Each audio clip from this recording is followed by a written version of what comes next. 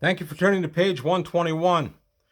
Today we're going to take a look at not the Lost Caverns of Tsojcanth, because I did that one about 2 years ago. You say, well, what are you showing it for then? Well, there was an insert in this adventure that was incredibly useful, genuinely in the center. And this adventure was published in 1982.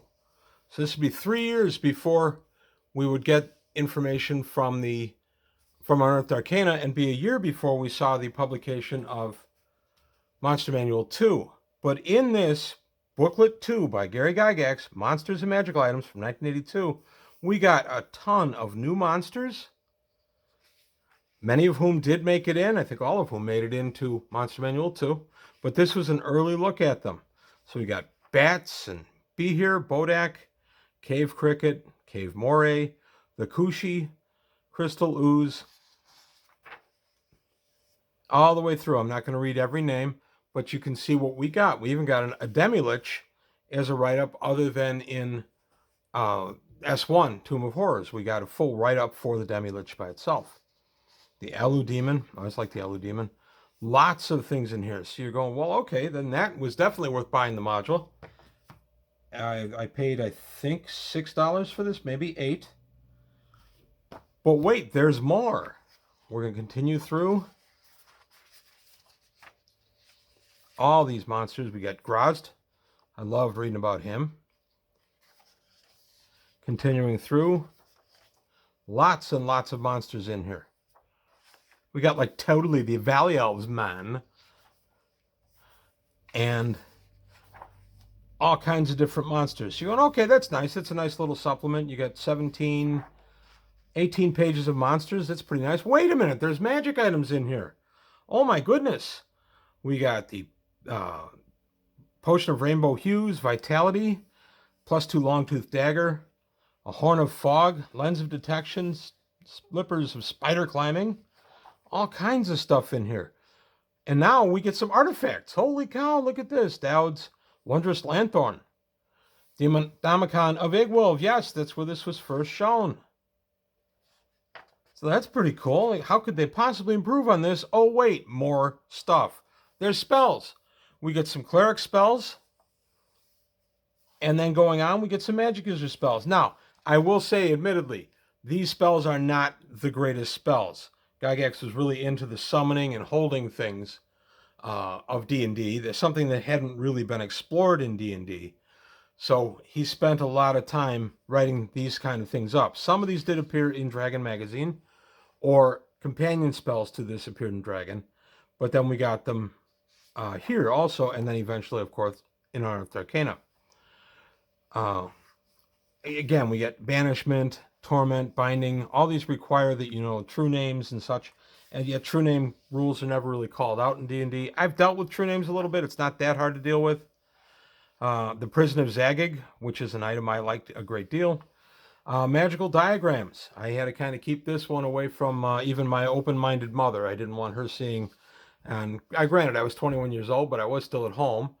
My mom had a very open mind and enjoyed that I read a lot, and like she did, and didn't mind that I played D&D, but I didn't want her seeing various magical diagrams, because this did kind of give a problem for D&D in the 80s. This is the kind of stuff that did lead to the Satanic Panic.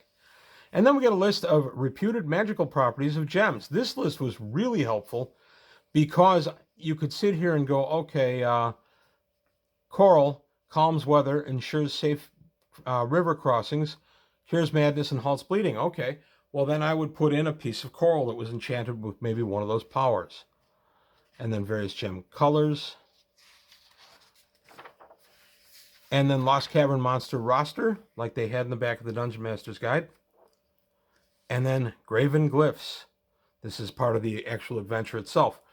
So this 32-page supplement was in the center of Lost Caverns of Tsojcanth, which itself was a 32-page offering. So this was pretty nice. I remember buying this. I want to say it was like summer or early fall of 82.